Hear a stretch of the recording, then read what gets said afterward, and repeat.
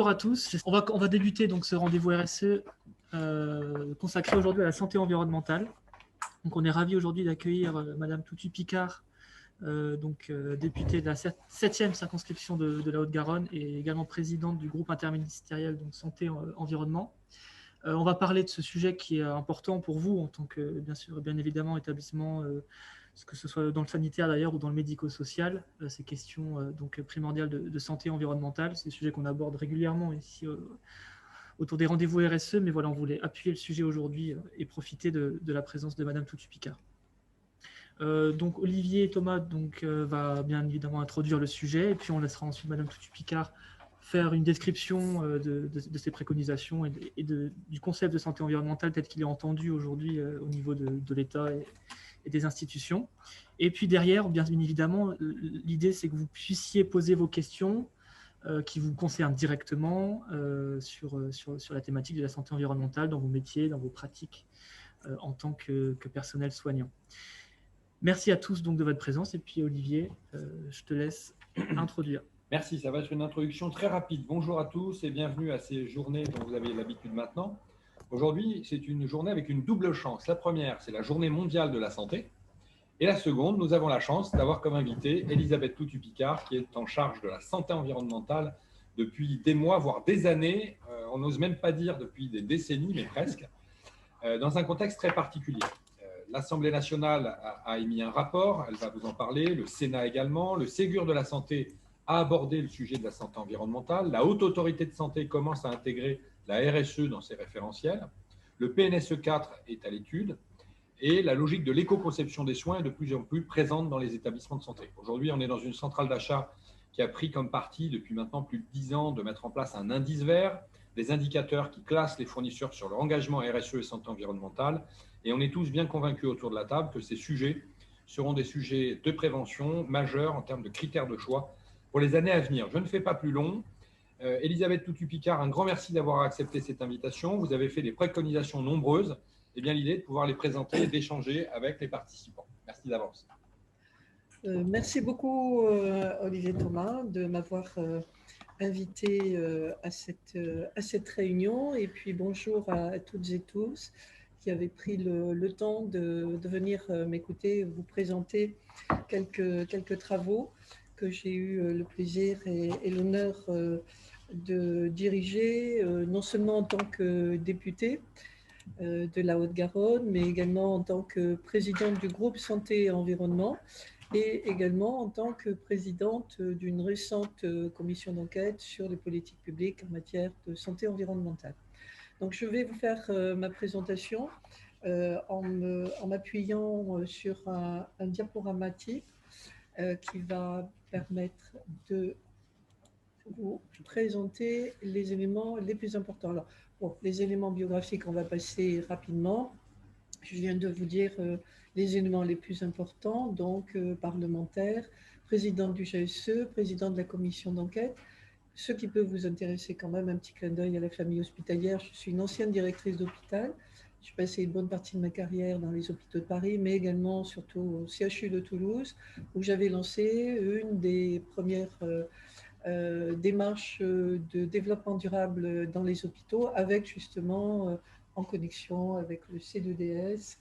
Et c'est pour ça que je connais depuis de longue date Olivier, et nous disions justement que nous étions vraiment des gens extrêmement opiniâtres, parce que pour tenir le coup, quand on porte ce genre de dossier et de démarche, il faut le savoir, il faut de la patience, de l'obstination et beaucoup d'humilité. J'ai eu également un mandat à la ville de Toulouse et à la communauté de communes de Toulouse Métropole, et justement je présidais la commission environnement, développement durable, énergie. Tout ça pour dire que ça fait 20 ans, vous disiez 20 ans, oui, 20 ans que je travaille sur ces questions-là. Alors, petit rappel pour ceux qui l'auraient peut-être perdu de vue, qu'est-ce que c'est que la santé environnementale ? En fait, il y a la définition officielle de l'OMS à laquelle on se réfère classiquement dans les années 90, mais en gros, je résume, jusque dans les années 90, on pensait, enfin disons au début de ce siècle, que la santé était surtout une question de terrain familial, hein, l'héritage, la constitution, et également une question d'hygiène de vie, l'alimentation, la propreté, etc. Or, on se rend compte maintenant que d'autres facteurs interviennent d'une façon tout aussi importante, voire même davantage. Ce sont les interactions que nos organismes ont avec bien, tous les environnements qui nous entourent, et donc les facteurs d'origine physique, chimique, biologique, psychosociaux, même esthétiques de notre environnement. Maintenant, nous savons qu'ils peuvent affecter notre santé. C'est donc ça la santé environnementale. Alors, quelques chiffres pour voir quels sont les enjeux. Ils sont quand même colossaux. Ils sont colossaux. Et je suis persuadée que les chiffres que je vous présente là sont sous-estimés, largement sous-estimés. Là, on a un chiffre que nous a proposé, le dernier chiffre de l'OMS, à l'échelle donc mondiale, en 2006. Moi, je pense qu'on est beaucoup plus vers les 15-20% de mortalité liée à la dégradation de l'environnement. Sur quelques points un peu particuliers qui nous affectent particulièrement parce que ça touche des enfants, c'est l'augmentation des cancers pédiatriques. Alors, on ne sait pas si tous ces cancers qui touchent 2200 mineurs par an sont d'origine environnementale, mais on peut supposer que pour un bon nombre d'entre eux, effectivement, la source est effectivement environnementale. Et ensuite, les décès que l'on peut plus facilement évaluer, quantifier, liés aux pollutions, ce sont les décès prématurés liés à la pollution de l'air. Donc, on compte près de 50 000 décès que l'on peut attribuer à la pollution de l'air.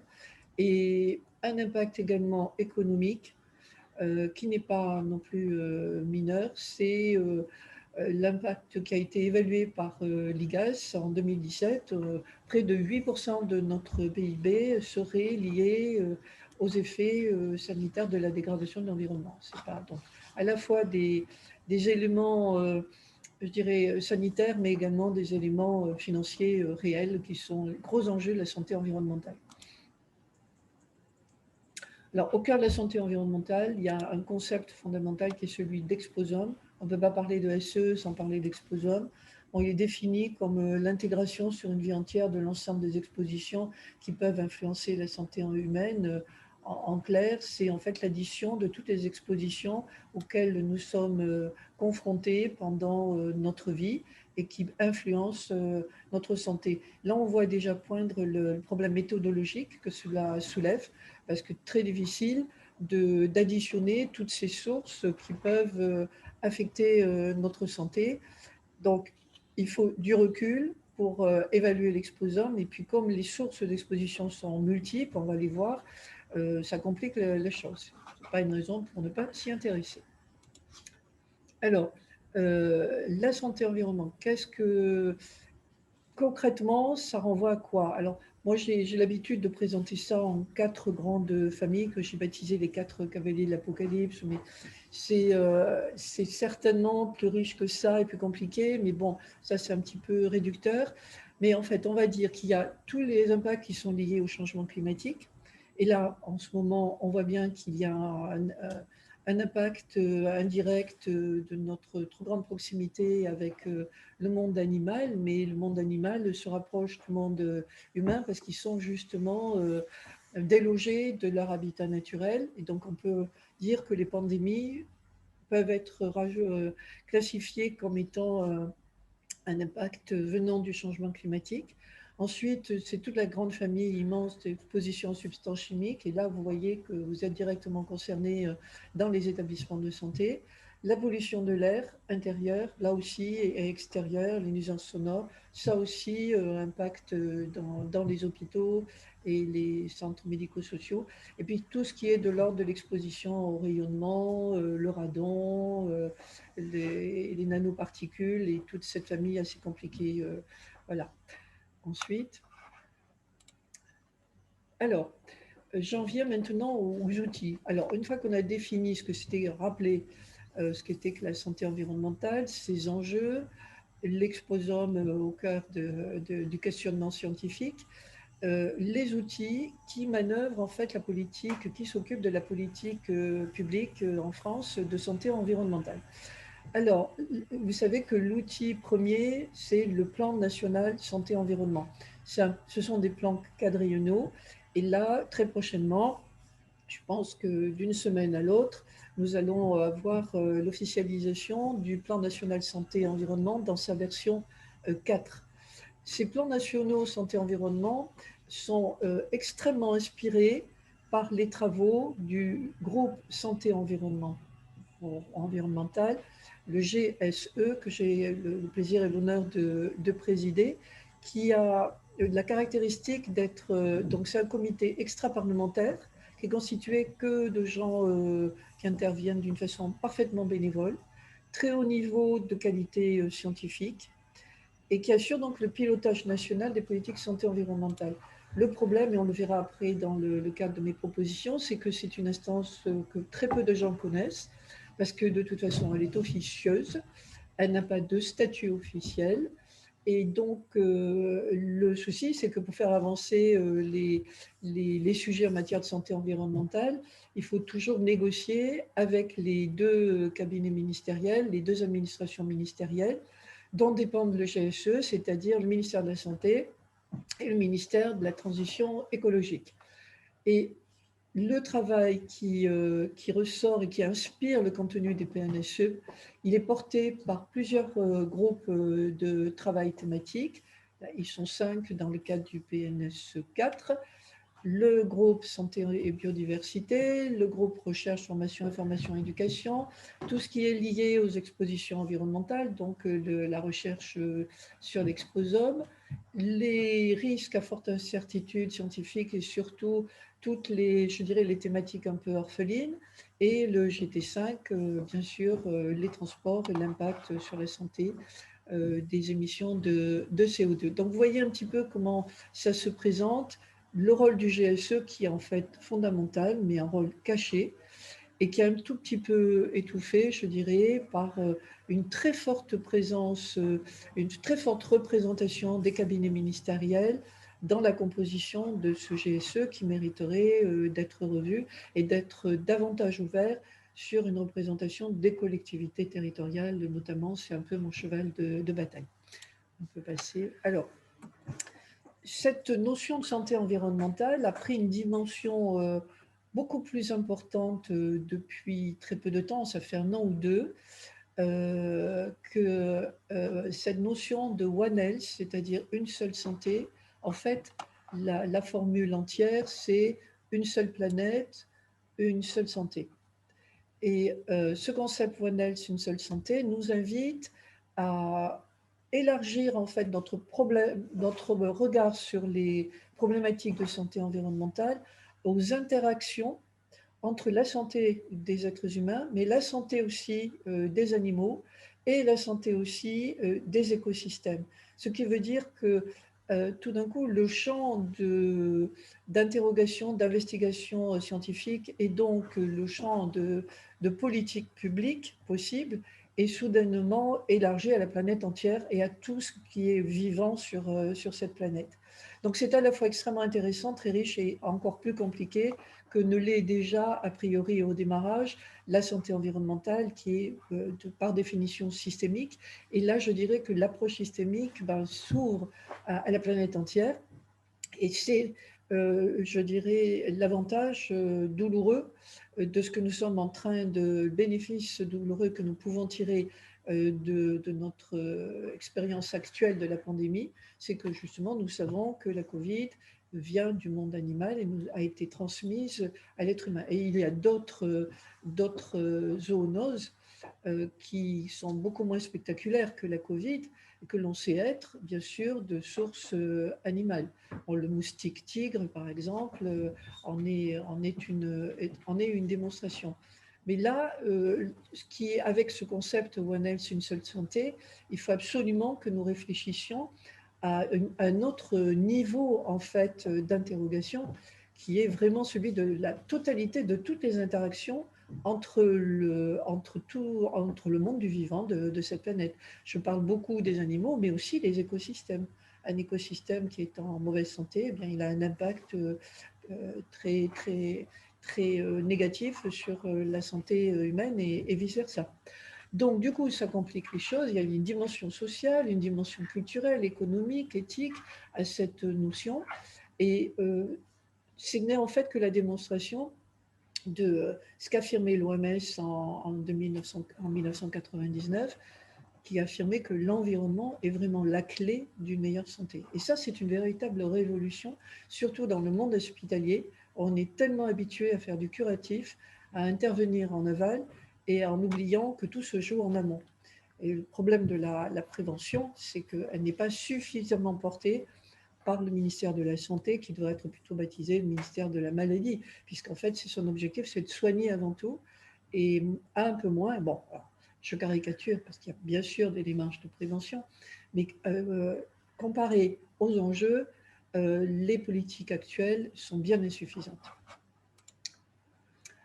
Alors, très récemment, ça date du dernier semestre l'année dernière, une commission d'enquête parlementaire a été diligentée par un groupe à l'Assemblée nationale pour regarder d'un peu plus près, faire un bilan des politiques publiques en matière de santé environnementale. 2 mots sur ce que c'est qu'une commission d'enquête. La commission d'enquête, c'est le degré au-dessus d'une simple mission parlementaire. C'est-à-dire que les personnes qu'on auditionne ne peuvent pas refuser de venir et elles doivent prêter serment de dire la vérité, toute la vérité, rien que la vérité. Donc c'est un cadre extrêmement strict, très réglementé, et on peut vous poursuivre si jamais par la suite vous êtes pris en flagrant délit de mensonge. Donc c'est quand même un cadre formel très, très rigide et qui lui donne un contenu et une force d'impact après sur les politiques, sur les cabines ministérielles et les ministres eux-mêmes, qui est certainement beaucoup plus puissante que ne le sont toutes les missions parlementaires qui se suivent et qui aboutissent à des rapports qui s'entassent dans les placards des députés. Donc, commission d'enquête sur les politiques publiques de santé environnementale. Le dépôt de la demande date de juin 2020 et le début effectif de la commission d'enquête, ça a été en septembre 2020. Et comme nous n'avions que 6 mois pour réaliser cette enquête, nous sommes allés, je dois dire, assez rapidement avec une intensité soutenue de succession d'auditions. En 12 semaines, nous avons auditionné 64 personnes, on va plus de 64, ça c'est 64 auditions, mais dans certaines auditions, il y avait 2, parfois 3 ou 4 personnes qui étaient présentes. Ce que j'ai voulu faire avec cette commission d'enquête, puisque mon groupe parlementaire m'a désignée comme présidente, c'est de lui donner cette dimension grenellienne, si on peut dire, qui est la dimension très participative, qui est déjà celle du GSE, du groupe santé environnementale. C'est-à-dire toutes les parties prenantes doivent pouvoir s'exprimer, qu'on entende en fait toutes les positions. C'est pour ça que nous avons entendu beaucoup de monde et donc j'ai demandé à ce que soient interrogés, soient invités en fait tous les partenaires, les 150 parties prenantes du GSE qui compose actuellement le groupe santé environnement. J'ai oublié de dire, je dois préciser que dans ce GSE, donc j'ai parlé beaucoup de la présence des administrations ministérielles, mais il y a également le monde associatif, le monde du travail, toutes les agences qui sont également représentées. Et je profite de l'occasion pour vous dire qu'au cours de la commission d'enquête, bien sûr, l'impression générale qui est ressortie de toutes ces auditions, c'était, je dois le dire, un certain découragement à voir qu'il y avait tellement de bonne volonté mobilisée un peu partout, que ce soit à Paris ou que ce soit dans les territoires et dans les hôpitaux, et que malheureusement, on manquait d'une bonne gouvernance, une lisibilité sur qui fait quoi en matière de santé environnementale. Et c'est vrai que la conclusion générale de cette enquête, de cette commission d'enquête, c'était qu'en fait, ça ne se passait pas bien, quoi. Ça ne se passait pas bien et qu'on était en deçà des besoins et formulés par la population, mais également par le monde de la science. Et le seul point positif qui a été apporté au cours de cette commission d'enquête, c'est la déclaration d'Olivier Thomas, que je me fais toujours un plaisir de rapporter au titre du C2DS, qui soulignait que, au moins en France, nous avions un plan national santé-environnement.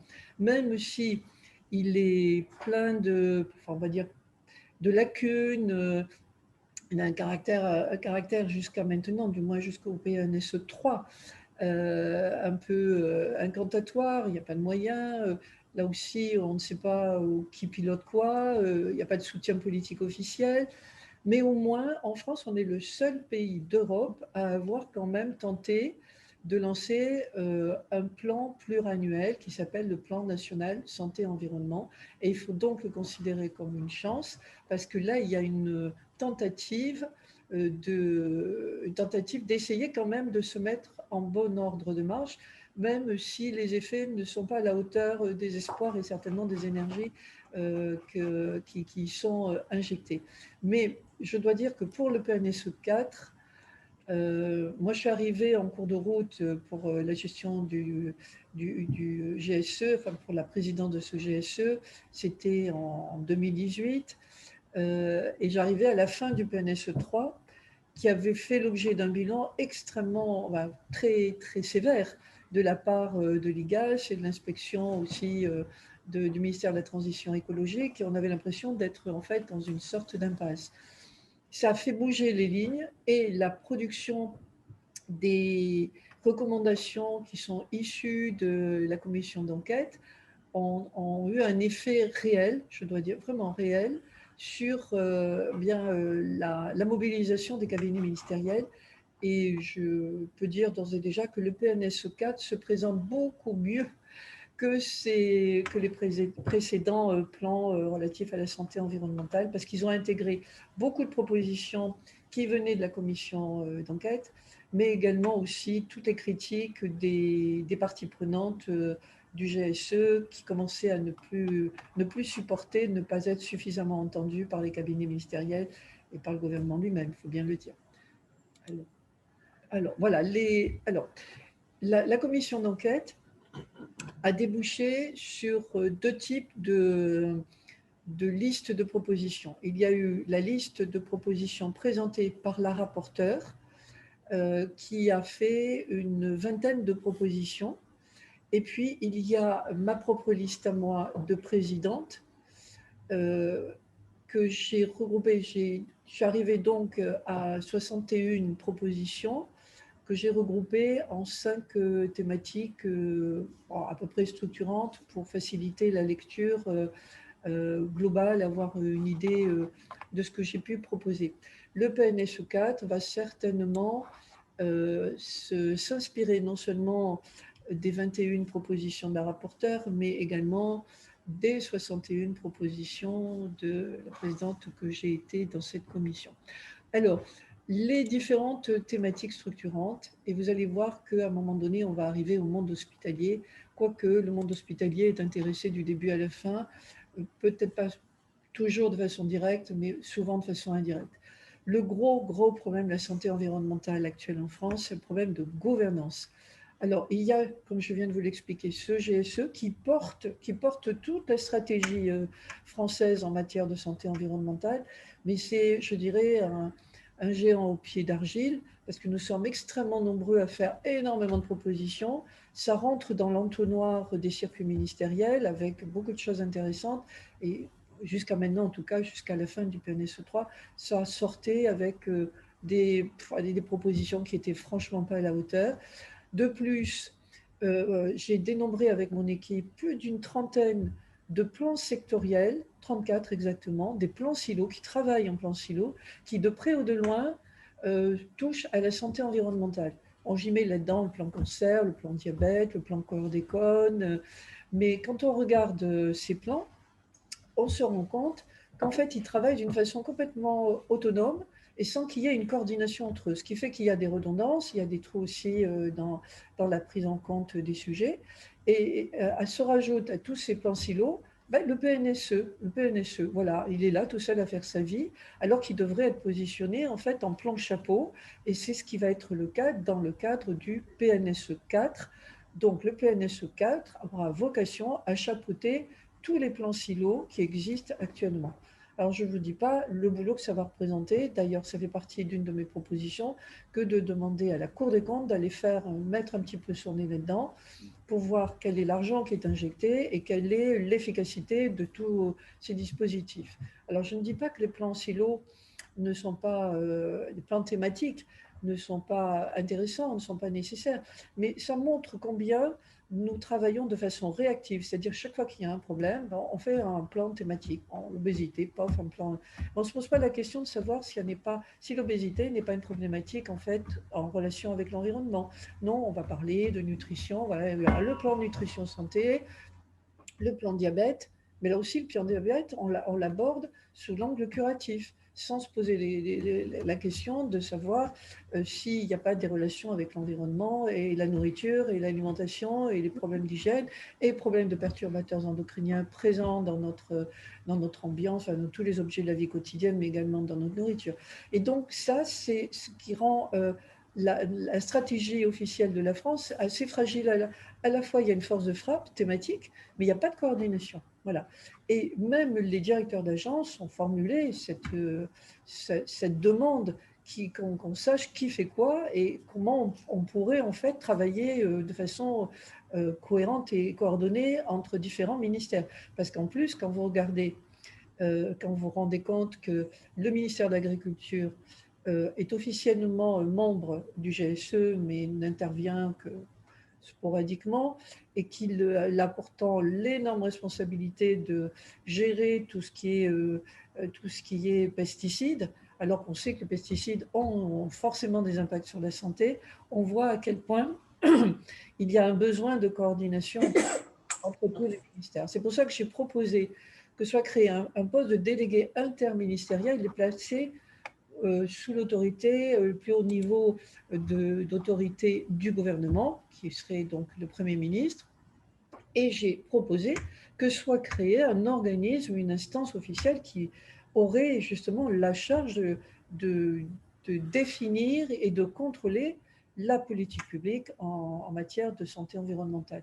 Alors ça peut se faire soit à partir de la création ex nihilo de ce que j'ai baptisé Office national santé environnementale, soit à partir de l'upgrading éventuel du GSE qu'on pourrait transformer. Il a le mérite d'exister sans qu'on sache qu'il existe, mais au moins la dynamique est déjà lancée. Donc on pourrait en faire un office national de la politique publique. J'ai vu que les sénateurs qui viennent de faire la même chose que les députés, mais côté Sénat, ils ont fait eux aussi une mission parlementaire sur la même chose, les politiques publiques en matière de santé environnementale. Alors ils ont pris leur temps, parce qu'ils ont travaillé sur quasiment un an et demi, mais ils viennent de sortir leur rapport et ils font exactement les mêmes propositions que celles que je suis en train de vous exposer, et notamment la proposition de créer, alors eux, ils l'ont baptisé Conseil national de santé environnementale, pour ne pas avoir à reprendre peut-être certaines des expressions que j'ai pu présenter dans mes propositions. Mais en fait, on arrive aux mêmes conclusions qui, nécessairement, il faut qu'on s'organise et qu'il y ait une meilleure lisibilité sur le pilotage en matière de santé environnementale. Et donc, c'est au niveau national, mais également au niveau régional. Vous savez, comme je vous disais tout à l'heure, je suis une élue du terrain et je sais quelles sont les difficultés à porter ce type de démarche parce que les partenaires, les intervenants sont hétéroclites, sont multiples. Là, je répète, ils sont tous, la plupart du temps, de très bonne volonté. On a l'ARS, bien sûr, qui la plupart du temps gère ça. Mais on a aussi les DREAL, on a le cabinet du préfet, on a les conseils régionaux, les conseils départementaux, les métropoles, et aussi les EPCI, voire même les communes, qui interviennent de près ou de loin sur ces questions de santé environnementale, sans que leurs compétences soient officiellement affichées. Parce qu'actuellement, dans les territoires, il n'existe pas de compétences légales de santé environnementale. Il existe un partage de la compétence santé entre les régions, l'ARS, etc. Mais la santé environnementale n'existe pas officiellement. Et c'est de mes, enfin, disons, un de mes chevaux de bataille que d'essayer de voir si dans le cadre de la future loi qui va sortir, la portée par Jacqueline Gouraud pour la réforme de l'organisation territoriale, on ne pourrait pas glisser de la santé environnementale. Et donc, en fait, après, dernière chose, la gouvernance, ce GSE, qui n'a pas de règlement intérieur, qui fonctionne en fait d'une façon, je dirais, quasiment intuitive, grâce à la bonne volonté des gens. Et il faut lui donner une structure, des règles du jeu. Et voilà, ça, je pense que dans le PNSE 4, c'est aussi acquis. Alors, après, le gros souci, c'est quand on a la gouvernance, comment s'organise pour porter une politique, une stratégie, il faut avoir des données. Voilà, il faut savoir identifier les sources de problèmes, faire donc un regroupement, un recodement entre des données que l'on a du côté du secteur de la santé et du secteur et de l'autre côté des données de sources environnementales. Sur la santé, on est plutôt bien organisé parce que ça fait longtemps qu'on fait de l'épidémiologie, mais c'est plus ou moins organisé, c'est-à-dire qu'il y a énormément de sources de données et on est en train de, il y a un site, une base de données commune qui s'est créée, qui s'appelle Data Hub, Health Data Hub.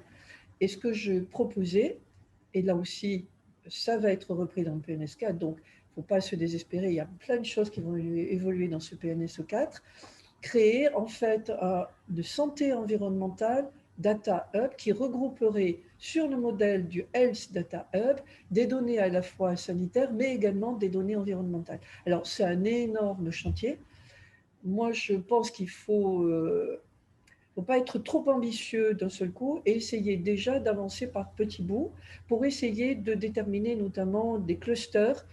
Quand il y a un cluster problématique, par exemple de cancer pédiatrique, que l'on puisse avoir une espèce de grille méthodologique avec une équipe qui se déplace sur le terrain et qui essaye de voir comment on peut faire des recoupements entre données sanitaires et données environnementales. Et ça, ce qui serait intéressant, c'est qu'on puisse créer des registres dans les hôpitaux, parce qu'à un moment ou à un autre, forcément, enfants ou adultes touchés par des problématiques de santé générale, et voire même des problématiques de santé à caractère complexe, polymorphe, puissent être détectés et mis sur ces registres pour qu'à un moment ou à un autre, on puisse couvrir tout le territoire, l'ensemble du territoire, et faire des recoupements des problématiques qui sont régionalisées au démarrage. Et il faudrait qu'il y ait une collecte systématique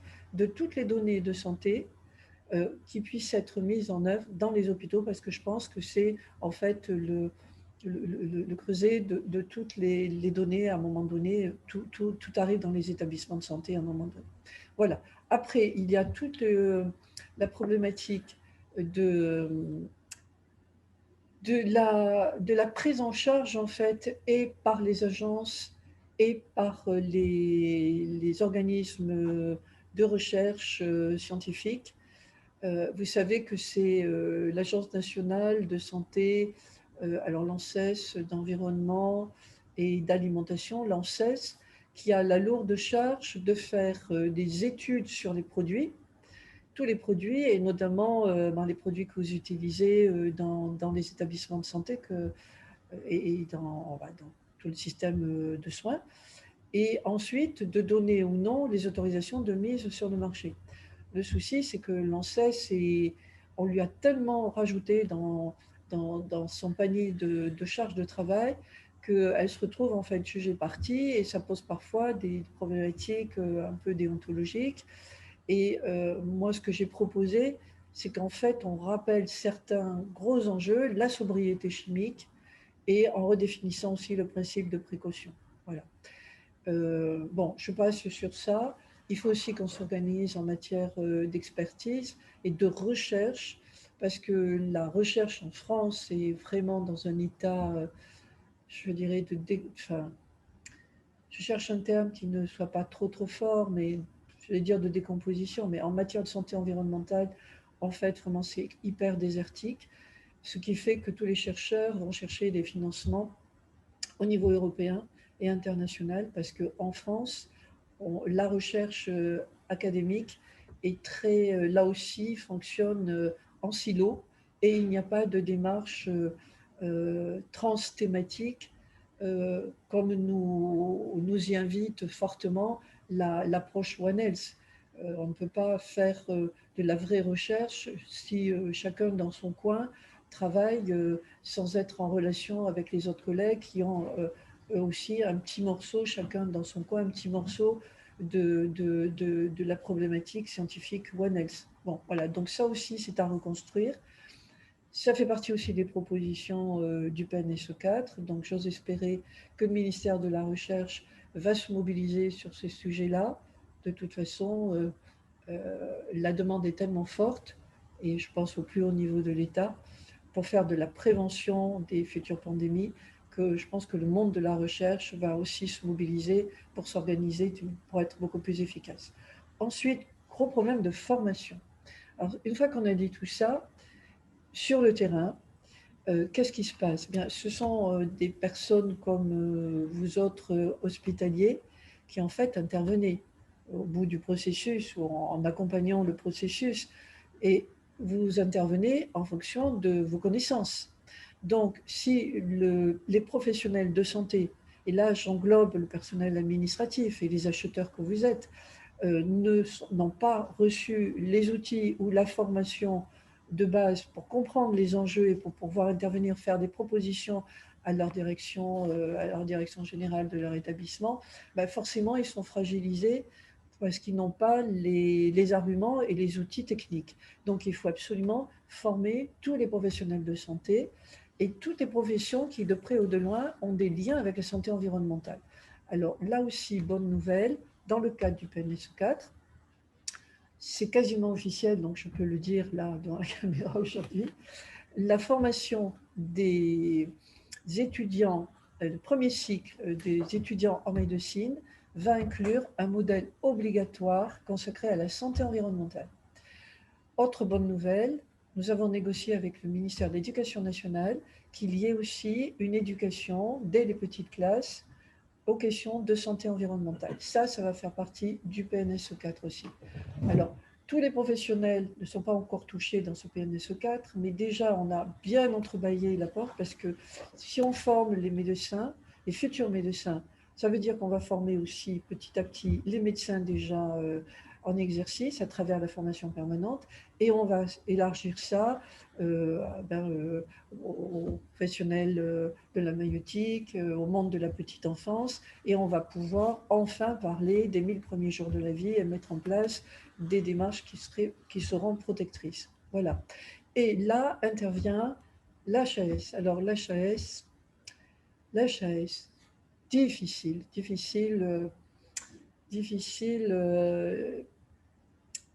comment dire, je vais m'efforcer d'être diplomate et de peser chacun de mes mots. J'ai rencontré à plusieurs reprises les membres de l'HAS pour leur parler de questions de santé environnementale.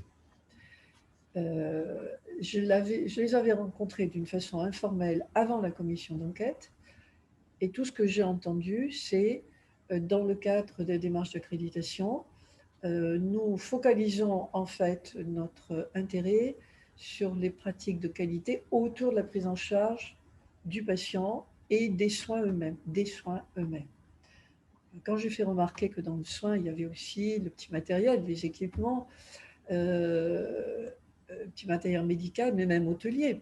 Un malade qui est hospitalisé dans une chambre dont l'air intérieur est pollué parce que les produits sont pleins de PE ou d'autres traces de molécules chimiques, ça participe de la prise en charge de la qualité de soins. Ben non, c'est pas de ce registre-là.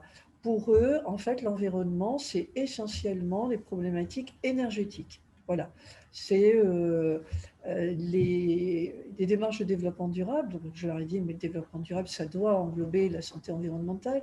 Ben non, pour nous, le développement durable, c'est la performance énergétique essentiellement, le tri des déchets, oui, mais ça ne va pas jusqu'à ce point de détail, selon eux, qui est la santé, enfin de détail, de surveillance des produits, voilà, de la non-nocivité des produits.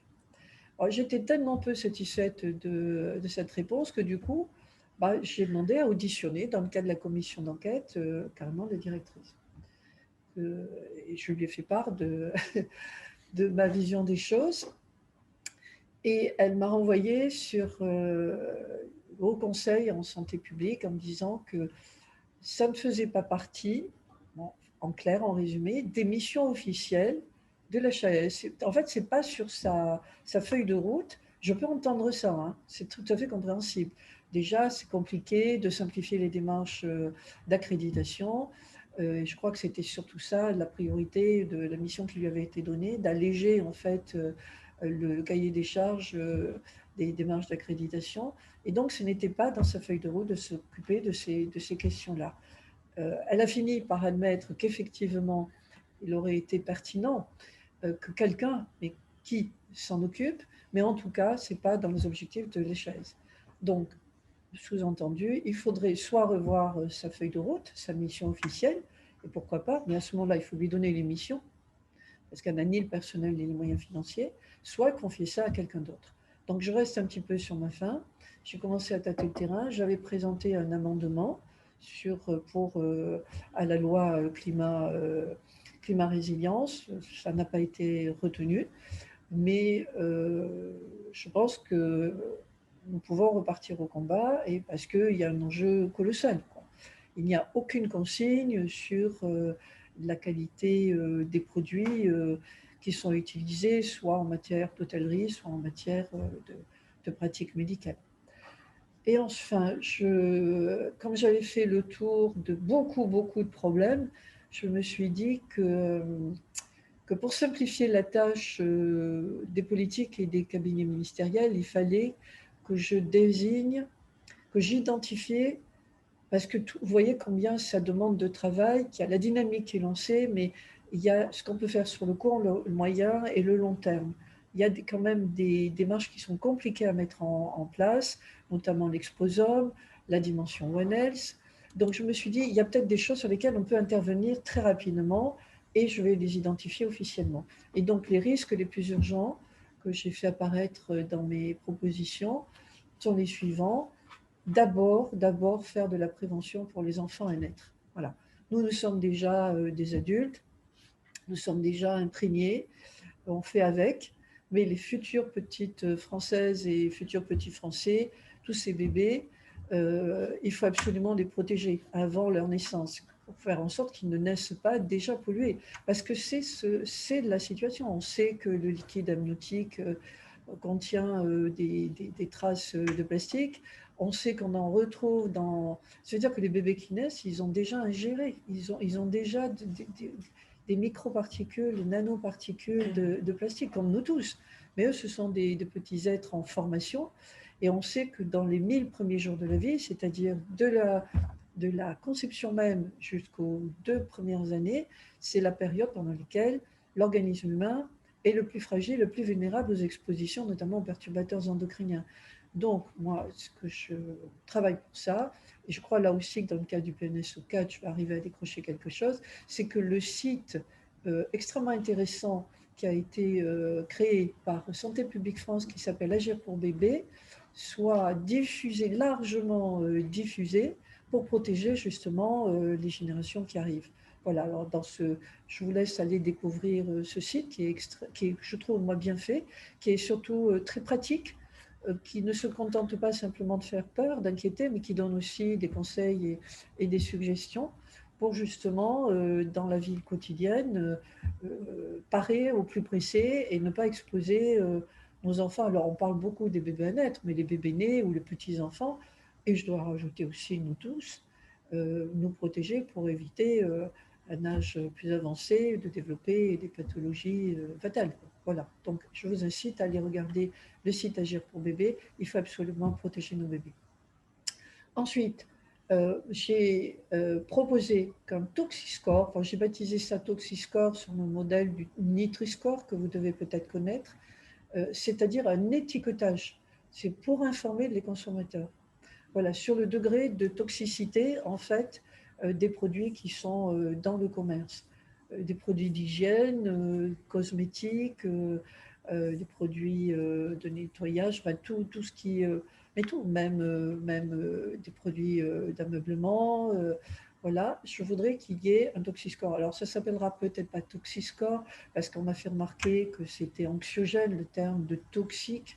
Ben, c'est pourtant ça, mais bon, ça ne plaira pas certainement aux fournisseurs et voilà, au monde de l'entreprise, mais on peut trouver autre chose.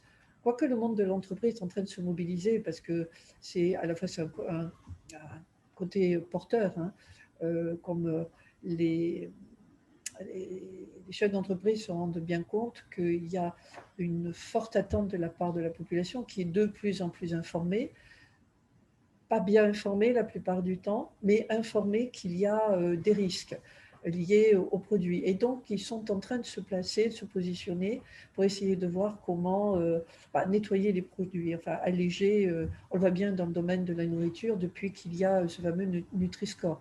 Il y a moins de sel, moins de sucre, moins de ceci, de cela, de matière grasse. Donc moi, je voudrais qu'on puisse arriver à faire quelque chose qui ressemble au Nutri-Score, mais pour donner une information sur le degré de toxicité des produits que nous manipulons et utilisons. Ensuite, bien sûr, tout ce qui est phytopharmaceutique, tous les pesticides. Moi, j'ai présidé, au tout début de mon mandat de parlementaire, j'ai présidé une mission d'information, une autre mission d'information, c'est des missions, ce n'est pas une commission d'enquête, sur les alternatives aux phytopharmaceutiques. Je me suis rendu compte en 6 mois, ça a duré 6 mois, combien c'était compliqué, très difficile de faire évoluer les pratiques du monde agricole. Mais il y a quand même une volonté d'évoluer. Là, je vois que avec le financement de la PAC, il y aura une force de frappe nouvelle en matière de financement pour accompagner les agriculteurs qui veulent faire de l'agroécologie et donc les pousser à recourir à moins d'intrants, les phytos, le glyphosate pour ne pas le nommer, que l'on retrouve partout, dans l'eau, dans l'air, même dans l'air des citadins que nous sommes pour la plupart d'entre nous.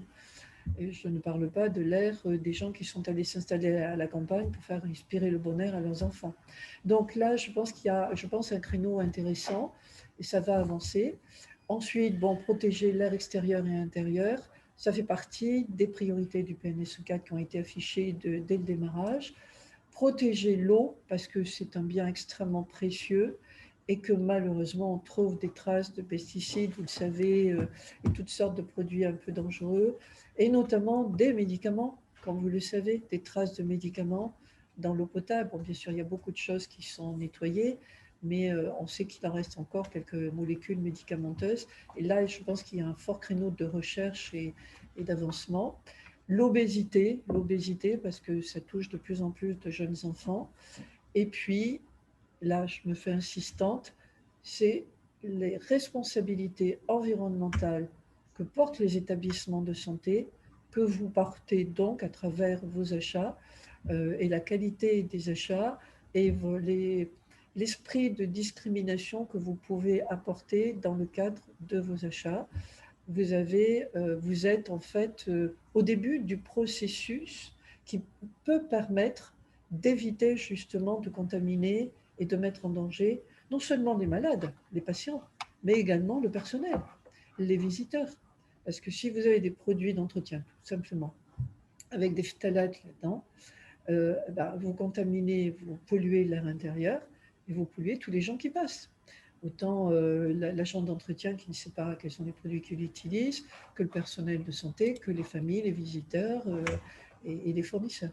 Donc là, je pense que vous êtes placé dans le dispositif de prise de décision à un endroit hyper stratégique, parce que c'est vous qui faites le choix, enfin, autant que vous pouvez le faire, mais on va voir après comment on peut s'y prendre, qui pouvez faire le choix d'exposer ou de moins exposer ou ne plus exposer du tout tous les gens qui de près ou de loin transitent par l'univers hospitalier. Et dernière diapo, et la bonne nouvelle du jour justement pour vous donner du cœur à l'ouvrage et pour vous dire que vous n'êtes pas oubliés et qu'on va vous aider, c'est que figurez-vous que c'était hier ou avant-hier, dans le cadre du projet de loi climat et résilience, a été voté un article, l'article 15, qui vise à renforcer les clauses et les critères environnementaux dans les marchés publics. C'était voté vendredi, oui, vendredi 2 avril à l'Assemblée nationale. Et donc, cet article 15 va être un formidable levier pour comment dire, vous aider à mettre en place des politiques d'achat beaucoup plus, avec des produits beaucoup plus sains. Parce qu'il va y avoir donc un renforcement de la promotion des achats publics socialement et écologiquement responsables. Donc là, il y a un affichage officiel des démarches de RSE, parce que ça n'est pas non plus toujours évident dans vos établissements que de défendre des démarches RSE. Et là, on parle officiellement d'achat public socialement et écologiquement responsable. Deuxième chose, la prise en compte des objectifs de développement durable dans les spécifications techniques des marchés publics. C'est-à-dire que dans les cahiers des charges, vous allez pouvoir modifier les critères de sélection afin de pouvoir être beaucoup plus pertinent. Et le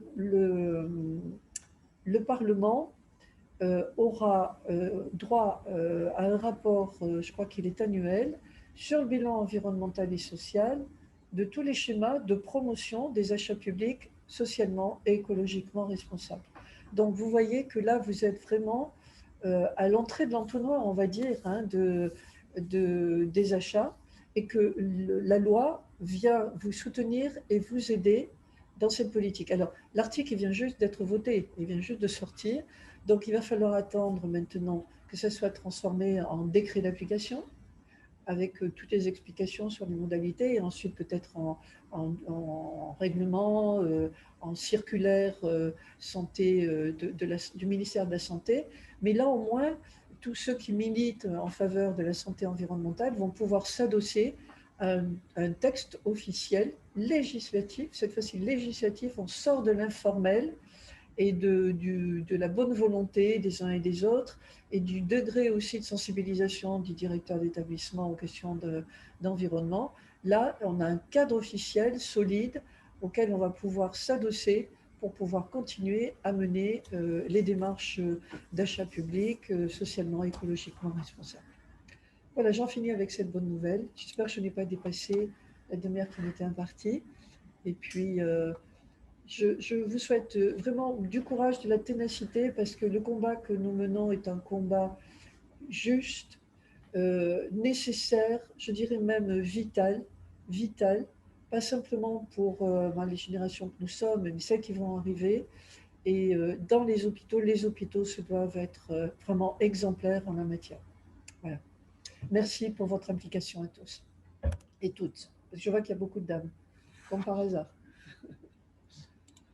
Elisabeth Toutu-Picard, merci, bravo de votre audace, de votre persévérance et de votre maîtrise des sujets, parce que nous avons besoin de ça, nous, sur le terrain. Alors, on va essayer de lancer des échanges avec la salle. Moi, j'ai une première question et une affirmation. La première question, c'est: est-ce qu'on sait quand le PNSE 4 va sortir? Et l'affirmation: est-ce que vous avez un rêve? Auriez-vous un moyen quelconque de faire en sorte que les ARS ne mettent pas 2 ans derrière pour le décliner en PRSE, parce que c'est ce qui s'est passé précédemment, c'est-à-dire que les régions ont mis 2 ans à décliner le plan national en plan régional, ce qui fait qu'après sur le terrain, ça prend du retard, il n'y a pas de financement, il n'y a pas d'incitation, il n'y a pas de suivi, il n'y a pas d'interlocuteur. Donc là, la dynamique est lancée, c'est formidable. On est à 1 an de la présidentielle, on peut même rêver que ce sujet devienne un débat, un vrai sujet de débat présidentiel, parce que c'en est un. Il y a des économies, on parle de 20% des décès liés à toutes ces causes-là. Donc, est-ce qu'on peut imaginer demain, voilà le rêve que je formule, qu'on ait le moyen de booster la transformation de ce plan national en plan régional pour que les moyens arrivent sur le terrain? Et ensuite, on vous passe la parole. Donc, si vous avez des questions, n'hésitez pas à vous manifester. Alors, première question, première réponse. Le PNSE 4, il est actuellement en ultime arbitrage à Matignon. Et donc, il devrait sortir d'une semaine à l'autre. Alors, le souci, c'est que nous avons la ministre de la Transition écologique qui est extrêmement prise par sa loi, par la présentation et la défense, c'est dur pour elle, de sa loi climat résilience, donc elle n'est pas trop disponible. Et de l'autre côté, on a le ministre de la Santé publique qui, lui, est submergé par la pandémie. Et donc, quand je les interroge, ils me disent tous les deux, laisse-nous un peu de temps, parce que Olivier Véran, lui, il veut mettre en place ses vaccinodromes, il veut voir un peu plus clair sur son entreprise, son large entreprise de vaccination. Quant à Barbara Pompili, elle veut sortir de sa loi, là. Donc c'est 8 jours, 15 jours. Alors ça va partir après au Sénat, et ça va laisser un peu une période de respiration avant que ça ne revienne à l'Assemblée nationale, la loi climat résilience. Donc j'ose espérer que, allez, sous quinzaine, grand maximum. Ce que je peux vous dire, de sources certaines, puisque j'ai vu passer un brouillon de ce PNSE 4, qu'il est écrit. Il est écrit. Et il est écrit avec des choses extrêmement intéressantes. Non seulement des choses qu'on a rajoutées dans le cadre des travaux du GSE, notamment la transformation du GT1, le groupe de travail sur la biodiversité, qui va devenir un groupe de travail One Health, une seule santé. Et donc on va y associer des vétérinaires, des écologues, et donc on va ouvrir en fait cette notion de biodiversité à tous les acteurs en fait de la santé environnementale. Ils vont bosser là-dessus. Voilà. Donc ça a été acté dans le cadre des travaux du GSE, mais également dans le PNSE 4 vont être reprises certaines des propositions que j'ai pu formuler ou qu'a pu formuler la rapporteure par ailleurs, notamment sur la formation du personnel, ce que je disais tout à l'heure, sur la création. Alors ça, c'est un peu moins certain. Des gens que les administrations avec lesquelles je suis en contact régulier, moi, je laisse entendre que c'était acté, mais ils se veulent toujours prudentissimes parce qu'ils attendent que Matignon l'officialise. Mais il va y avoir la création, et ça répond à la deuxième question, il va y avoir la création d'une espèce de groupe de travail, de comité, que je vais mettre en place moi-même et que je pense que je vais présider, avec des représentants des collectivités territoriales. Parce qu'on ne peut pas faire de la santé environnementale sans associer les élus, et notamment des représentants des associations d'élus. Mais je veux ouvrir ce groupe de travail à la MSA, qui a des choses à dire sur la prévention du monde agricole, également à la mutualité, qui travaille énormément aussi sur le terrain. Et donc, je pense que, comme je l'avais vu au démarrage, notre souci, la première cible, c'est revoir la gouvernance. Donc, au niveau national, qui fait quoi? Et ça, je pense qu'on va avancer, mais également au niveau des territoires et à l'échelle régionale. Et là, je pense qu'il y a des choses aussi dans le PNSE 4. Dans le rapport des sénateurs, il y avait des propositions qui étaient fort intéressantes de schémas organisationnels pour mobiliser tous les acteurs, pour faire en sorte que, en fait, toutes les régions avancent du même pas. Parce que ce que j'ai pu constater dans le cadre de la commission d'enquête, c'est qu'il y avait des régions qui étaient plus en avance que d'autres. Et des régions où ça bloque, où on a carrément une région où le président de la région a dit, moi, la santé environnementale, j'en ai rien à faire. J'en ai rien à faire. Vous vous rendez compte? Et d'autres régions, au contraire, ça avance bien. C'est très personne dépendante. Donc, oui, de bons espoirs. Et puis, de toute façon, avec la crise de la Covid, là, je pense qu'il y aura un avant et un après dans les relations qu'on peut avoir avec les élus du territoire. Parce que les maires ont été, les régions, les départements, mais les maires. Moi, je suis députée d'une circonscription où il y a 60 communes. Et les maires m'appelaient pour savoir s'il fallait qu'ils désinfectent les écoles à coups d'eau de Javel. Ils n'avaient aucune directive. Et pourtant, ils étaient en première ligne. C'est eux qui ont distribué les masques, qui s'occupent aussi, alors c'est au niveau des EPCI, mais de vaccination, de campagne de vaccination. Donc, on ne pourra pas continuer comme ça sans les associer. Et il faut que les ARS aussi se bougent, parce que les ARS, elles n'ont pas été créées pour faire de la santé environnementale, elles ont été créées pour faire de la santé, du curatif. Et donc, on a rajouté l'environnement à leur longue liste d'actions à mener. Elles portent ça. Elles le portent notamment dans les contrats locaux santé-environnement. Je sais que, de sources sûres aussi, que le nombre de contrats signés par les directeurs d'ARS fait partie en fait de la liste des critères d'évaluation de personnel des directeurs d'ARS. Donc, je pense que là, il y a plein de choses qui sont en train d'évoluer et je pense que que le rythme de ces évolutions va vraiment augmenter.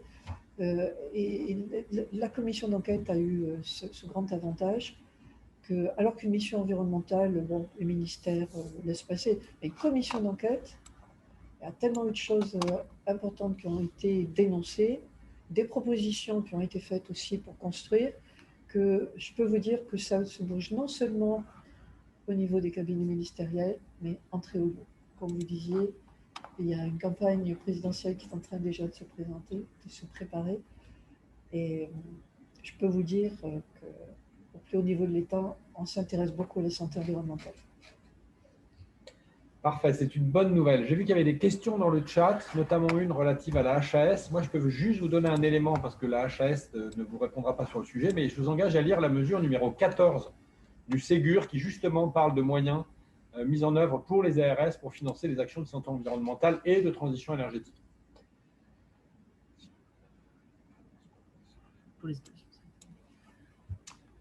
Donc, si la HAS n'est pas moteur, comment faciliter les financements pour les établissements sociaux et médico-sociaux et sanitaires, hein, c'est la même chose. Comme je vous le disais, l'HAS répond à la mission qui lui a été impartie. C'est la directrice, je sentais qu'elle était gênée. Elle me dit, moi, ma mission, c'est pas de m'occuper de ça. Donc, que voulez-vous, je n'ai pas les moyens, ni financiers, ni humains. Si on me dit de le faire et qu'on me donne les moyens, pourquoi pas. Donc, c'est un choix aussi politique. C'est un choix aussi du ministère de la Santé. Tout à l'heure aussi, je voulais vous répondre. J'ai oublié de vous dire, il y a des réunions régulières de directeurs d'ARS. Et on en a discuté longuement avec le directeur général de la santé, Jérôme Salomon, qui était d'accord sur le principe que je puisse intervenir dans une de ces réunions pour leur demander où est-ce qu'ils en étaient en matière de santé environnementale. Voilà, alors c'était avant la Covid. C'était avant la Covid, ça me fait penser qu'il faudra que je relance. C'est encore une chose à faire. Voilà, donc là, booster un peu les directeurs d'ARS. Mais je peux vous dire quand même que on en a vu défiler au cours de la commission d'enquête. Il y en a qui sont vraiment mobilisés et qui sont très intéressés par la santé environnementale. Après, là aussi, c'est une question de financement et de choix, de priorité dans la gestion des régions. Je vois que nous avons une main qui se lève. Oui, merci de me donner la parole et un grand merci, Madame, pour votre présentation. Je pense que si effectivement on admet tous qu'on est dans l'Anthropocène, une vision telle que la vôtre est indispensable pour avancer. Alors par ailleurs, je fais partie du GT6 de la mission de Dominique Pont et on a travaillé récemment sur la sobriété numérique. Et par rapport à votre idée de Toxiscore, moi en tant que directeur général d'association de santé, je serais très intéressée pour que les industriels soient obligés de fournir l'analyse du cycle de vie de leur matériel pour qu'on ait vraiment des données objectives sur ce qu'on achète, l'impact environnemental de ce qu'on achète, pour qu'effectivement notre responsabilité s'exerce pleinement. Donc voilà, une idée à vous soumettre et à échanger. Écoutez, vous nous voyez tous sourire, là, tous les trois, parce que en fait, on en parlait juste avant de commencer la réunion. Et on est en train de se demander, il y a peut-être une petite complicité, non, là, Olivier, non? Du tout. Non, on aurait pu, mais c'est les planètes s'alignent. Les planètes s'alignent. Et justement, on était en train je commençais à réfléchir à voix haute avec Olivier Thomas et son partenaire adjoint sur la manière dont on pourrait faire porter ça, quoi. Comment on pourrait porter ça, comment on pourrait l'introduire dans le logiciel des directeurs d'administration centrale pour qu'ils puissent s'intéresser à ça.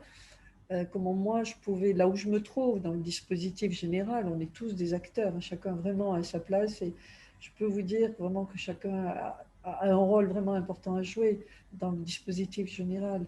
Il n'y a pas de petits rôles et de grands rôles, hein. Alors moi, je me disais, là où je suis, avec mes propres outils, mon réseau, où est-ce que je peux intervenir et comment votre conseil et référencement RSE, votre démarche achat, vous pouviez vous aussi participer. Bon, c'est un sujet sur lequel on va réfléchir, madame. Voilà, parce qu'effectivement, on est en train de voter une loi qui s'appelle Climat et Résilience. On ne parle que d'émissions de CO2. Et on n'a pas parlé du tout de l'impact carbone des produits hospitaliers. C'est quand même paradoxal. C'est vrai que bah, je suis passée en milieu hospitalier, comme je le disais pour me présenter, mais c'est terriblement conservateur, hein. Le milieu de la santé, c'est terriblement... il faut y mettre énormément d'énergie pour avancer de quelques centimètres. Mais il ne faut pas se décourager parce que là, maintenant, les choses avancent avec la Covid. Ah, c'est bête à dire, c'est malheureux à dire même, mais la Covid a fait faire des prises de conscience et il y a des enjeux aussi de responsabilité pénale qui viennent se greffer là-dessus. Donc tout le monde se bouge. Olivier Véran, lorsqu'il a pris ses fonctions de ministre de la Santé, il avait annoncé, c'était avant la Covid, il avait annoncé que c'était un sujet sur lequel il voulait travailler, la santé environnementale. Barbara Pompili a dit la même chose. Et ils ont reconfirmé leur position lors d'un des GSE, il y a 3 GSE de ça. Donc, il y a un double intérêt. Ils ont un intérêt intellectuel, mais ils ont maintenant un intérêt un peu juridique. Donc, il va falloir qu'on regarde comment décliner à l'échelle des hôpitaux et des produits hospitaliers des démarches qui iraient dans ce sens-là. On va prendre une dernière question peut-être avant de rendre l'antenne, si j'ose. Oui, d'abord, merci beaucoup, Madame Touty-Picard. C'est très, très encourageant, tout ce que vous avez dit, et c'est motivant. Donc, comme l'a dit tout à l'heure Madame Sédar, je pense, je suis confortée dans l'idée de cette info alors Toxiscore, effectivement, parce qu'en fait, mais on n'a pas mesuré, parce qu'on ne savait pas l'impact de la santé environnementale. Donc, effectivement, il y a eu de bonnes choses, mais en parallèle, on n'a pas su mesurer les risques, faire en sorte que ça le devienne demain, donc avec des financements, avec des accompagnements de ces structures, et pas leur montrer qu'on est dans la guerre et dans le conflit. Je pense qu'on y arrivera tous de ce côté-là. Et en parallèle, la formation en primaire, au collège, sur l'environnement et les effets bénéfiques de l'environnement, parce qu'en réalité, on y gagne. Je pense que vous l'avez dit tout à l'heure, et je vous rejoins là-dessus complètement. Donc, encore une fois, merci, et encore une fois, vous me redonnez du courage. Écoutez, je suis ravie parce que du coup, on s'en donne mutuellement. Je sais pas qu'il y a des moments aussi où je suis un peu aussi découragée. Et puis, bon, tout d'un coup, il y a quelque chose qui avance et du coup, je reprends espoir. Mais bon, je n'ai jamais décroché depuis des années, je n'ai jamais réellement décroché. Il y a des périodes plus ou moins heureuses, mais jamais décroché. Et là, j'ai l'impression qu'on est à un moment de l'histoire de la santé environnementale où on peut, grâce à la Covid, faire avancer vraiment, faire bouger les lignes. Je voulais rajouter quelque chose sur le Toxiscore. Je ne suis pas sûre que ça s'appellera comme ça. Je ne suis pas sûre non plus que l'information passera par un étiquetage, parce que tout le monde veut étiqueter. Voilà, c'est simple. Là, on va étiqueter l'impact carbone. D'autres voulaient étiqueter l'impact social, sociétal. En fait, bon, et à la fin, ce sera illisible. Mais ce qui est sûr, c'est qu'on va mettre en place un dispositif qui permettra à n'importe qui de pouvoir se renseigner sans, comme vous le disiez, être forcément chimiste, hein. L'équivalent d'un Yucca, mais beaucoup plus sur des bases scientifiques plus solides, mais qui est facile d'utilisation, quelque chose de cet ordre-là. C'était ça que je voulais vous dire, voilà, sur ce point-là. Merci. Après, sur l'enseignement, ben, écoutez, on va voir ce que le ministère de l'Éducation nationale va réellement mettre en place. Maintenant, on a cette certitude qu'il y a une ouverture, qu'il y a une prise de conscience et j'ose espérer que ça va avancer. Voilà. Si. Merci à tous. On va devoir conclure ce webinaire. En tout cas, sachez que voilà, chez CAP, on tenait vraiment à vous présenter ce sujet pour aussi vous alerter et puis que vous restiez en veille sur ces thématiques de santé environnementale. Et où on voit, on a pu comprendre, merci beaucoup Madame Picard, que ce sont des sujets qui vont nécessairement rentrer dans vos pratiques, dans vos vies. Voilà, la CAP, on a développé, on disait en introduction, l'indice vert depuis maintenant plus d'une dizaine d'années qui permet effectivement d'évaluer les fournisseurs des établissements de santé de manière environnementale, sociale, sociétale. On continue à la CAP, donc voilà, vous savez maintenant qu'on est alerte sur ces questions. Si vous avez la moindre question sur ce webinaire, sur la RSE, sur le développement durable, n'hésitez pas à nous contacter. Et ce webinaire sera disponible donc sur notre chaîne YouTube très prochainement. Voilà, merci Madame Picard encore de votre venue. Avec plaisir. Merci Olivier et belle journée à tous. Merci à vous tous aussi.